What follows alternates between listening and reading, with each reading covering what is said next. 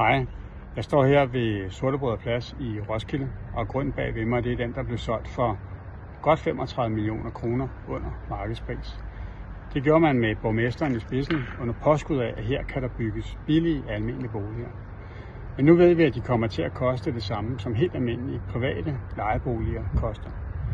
Socialdemokratiet kalder det boligpolitik i social balance.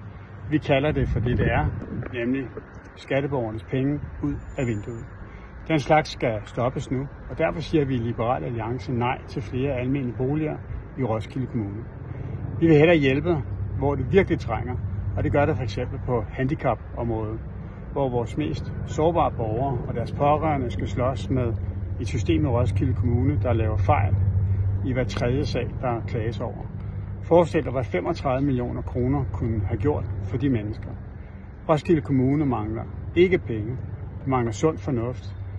Derfor skal Roskilde have en frisk start, og det kan vi kun få med en ny borgmester.